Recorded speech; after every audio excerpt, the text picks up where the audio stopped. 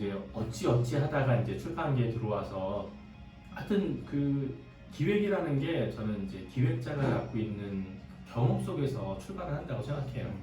그랬을 때 이제 저한테 영향을 준 책들을 이제 옛날 책들을 이렇게 제 책방에 들어가지고 이렇게 보고 있는데 이 책이 이제 항상 이제 마음에 걸렸고 그것도 거의 20년 가까이 돼서 IBP에서 다시 한번 냈으면 좋겠다라고 여전히 이 책에 대한 아쉬움이 더 강해져서 한번 다시 한번 눈을 두드려보자 해서 두드려 봤더니 마침 이제 저작권을 계약할 수 있다라는 답을 얻었고 그 당시 대표를 설득해서 그 당시 대표는 그렇게 막 이렇게 시큰둥했어요.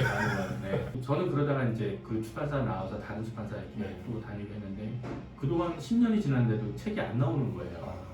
제가 다시 이제 IBP에 돌아와서 그것도 좀 몇 년 후에 다시 이 책을 이렇게 저는 하여튼 이 책은 뭔가 이렇게 제가 이렇게 고민에 쌓였을 때 다시 들추게 되는 책이거든요. 나에게 교회가 무엇인가를 꿈꾸게 해줬고 가슴 뛰게 해줬던 책이라면 지금 독자한테도 여전히 유효하지 않을까라는 약간 이제 좀 조심스러운 마음을 갖고 대표하고 저희 출판사 대표 얘기를 했는데 저희 대표님도 사실은 이 책에 대해서 남다른 애정이 있어요. 그리고 마침 한 주 전에 이 책을 가지고 교회에서 모임.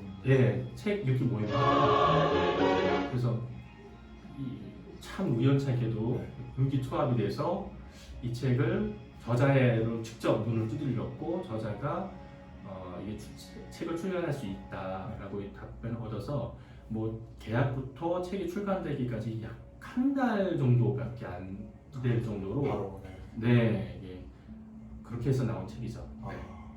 만약에 1세기 그리스도인의 그 예배 이야기, 하루 이야기가 없었다면 아마 저희도 이 책을 쉽사리 내지 못했을 것 같아요.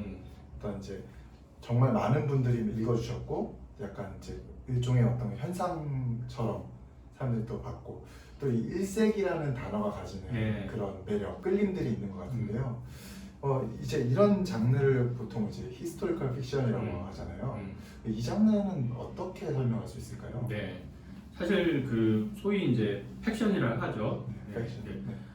그 픽션과 팩트를 섞어서 팩션이라고 하는데 이런 장르가 사실 없었던 건 아니에요. 김성일 장로님의 소설책들이 신앙소설책들이 사실은 거기 기반한 것들이 많거든요. 많은 사람들이 알고 있는 것처럼 존 버년의 그 철로의 업장 같은 경우도 사실은 이제 이야기 이렇게 소설 형식으로 썼는데 이 책들이 갖고 있는 그 차별점은 뭐냐면 성경 당대의 맥락 속에서 하는 거잖아요. 철로의 업장은 사실 성경이 아니라 성경적 메시지를 가지고 이제 자기 삶에서 그 가상의 인물을 가지고 얘기하는 건데 이건 성경의 인물을 직접 들고 와서 얘기하는 건데 사실 김성일 장로님이 한국에서 거의 뭐 찾아보면 더 있을 수 있지만 거의 대표적인 작가라고 할 수 있죠. 그래서 홍수 이후 같은 경우는 노아 그 가족 이야기하고 제국과 천국 같은 경우는 이제 사도 요한 중심으로 벌어지고 뭐 다가오는 소리 같은 경우는 이제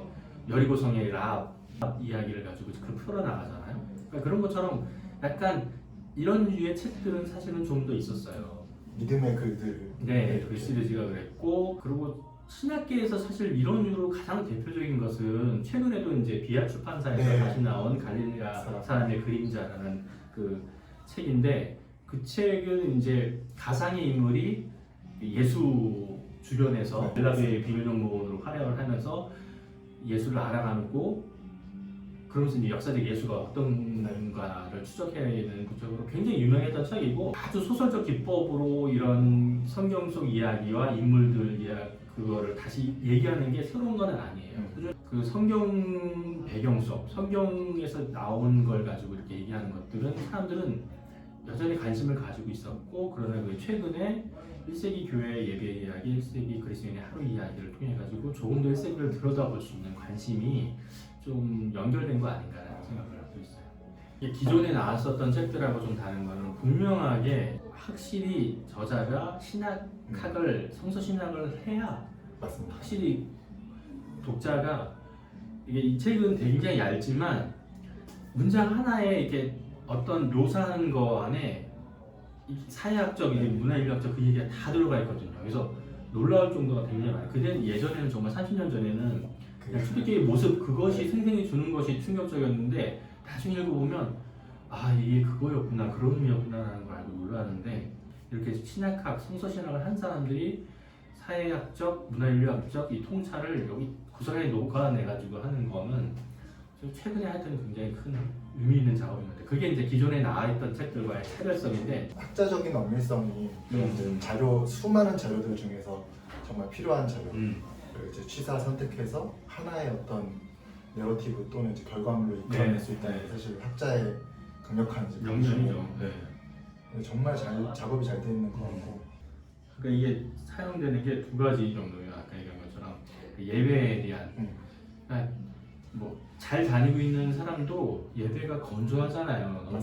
예배에 대해서도 정말 사람들이 그 갈증을 느끼고 있고 그리고 또 교회 역동적이지. 이 안에 예배가 예식기를 이렇게 흘러가는 게 아니라 중간에 확 들어오잖아요. 막 애기가 막 장난쳐가지고 울면 거기 가서 하고 그러니까 그 화석화되지 않은 그 모습에 사람들이 예배에 대한 관심이 있는 거고 아까 얘기한 대로 교회에 기본적으로 그런 거. 저는 두 가지가 이제 사람들이 관심 가질 영역이라고 생각했는데 사실 이제 그거 제가 생각했던 것보다 그 이상으로 많이 팔려서 이런 것들이 전혀 몰랐던 세대들이 다시 이런 책을 통해 가지고 얘기한 그 가교라는 표현, 좀 더 신학에 대한 그 1세기 교회 배경 이야기에 대한 관심들이 좀 더 이어질 수 있는 그런 역할들을 했다는 면에서 하여튼 저는 나름대로 성공적이었다 그렇게 생각을 하죠. 독자들께서 이제 이 책을 보시고 만약 활용을 한다면 어떤 형태로 조금 더 활용할 수 있을까요? 글쎄요, 일단은 저는 그 독서 자체를 어떤 목적성을 결국엔 지향할 수밖에 없죠. 그러니까 항상 뭐 항상은 아니지만 그래도 아는 사람들한테 얘기해주는 책을 좀 가볍게 여겨라. 뭐 너무 진지하게 여기지 말고 좀 가볍게 여겨라. 그러니까 공부를 해야 되는 것처럼 생각을 하고 그러면은 안 되고 책도 첫 페이지부터 끝 페이지까지 이렇게 순서대로 읽어야 된다 이런 생각을 갖고 있으면 못 읽거든요. 저는 많은 책을 이제 저자 서문 중심으로 많이 읽어요. 그리고 또 제 취미 중에 하나가 이제 책 서문을 찾아 읽는 거거든요. 책 서문이 사실은 책에서 얘기하는 것도 다 핵심을 다 담을 때가 되게 많고요.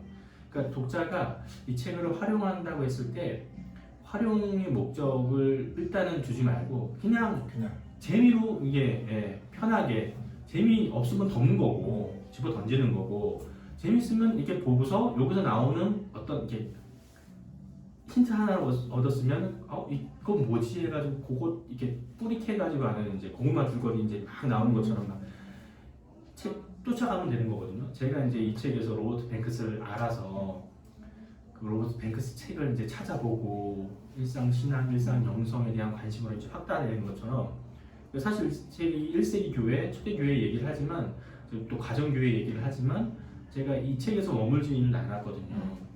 관심 있는 독서를 하다 보니까 막연하게 우리가 생각했던 가정교회, 초대교회의 모습이 이런 거였구나라는 게 다른 책을 통해서 이렇게 보완되고 교정되고 그랬어요. 그래서 이 책이 뭐 절대적으로 맞다 이렇게 생각하진 않아요. 다만 그거를 제가 찾도록 생각하도록 자극을 준 되게 좋은 책이거든요.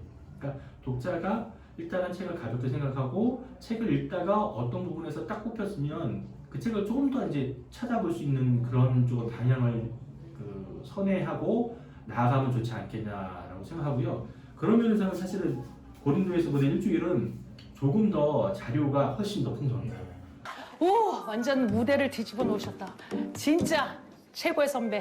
화이팅! 오! 이 책은 그 역사적 사료와 고고학적 증거, 그다음에 문화인류학적 자료들을 이렇게 제시를 하잖아요. 그런 의미에서 굉장히 이제 유용하거든요. 그래서 그런 자료들을 이렇게 편하게 이렇게 읽어 나가시면 좋지 않을까라는 생각이 들어요. 뭐 일단은 재미있으니까 즐기시면 좋은 거예요. 저도 그렇고 이제 편견일 수도 있지만 많은 이제 기독교인들이 그리스도인들이 실패하는 걸 좀 많이 두려워하는 것 같아요. 네, 맞아요. 독서 경험에서도 그렇고. 제가 이제 커피 한 잔 뭐 3,000원, 4,000원 요즘에 보통 그러잖아요. 비싼 데서는. 책 한 권 살 때는 결코 실패하고 싶은 마음이 안 드는 거예요. 그죠? 네. 그리고 또 그래서 꼭 안정적인 저자. 예전에 저 때는 이제 좋은 출판사, 그러니까 신뢰하는 출판사 책을 이렇게 꾸벅 샀는데 지금은 뭐 신뢰하는 출판사, 좋아하는 선호하는 출판사 그런 것도 많이 이제 줄어든 상황이고 또 다양해졌으니까. 근데 일단 실패하려고 하는 마음이 뭐 당연한 거고요.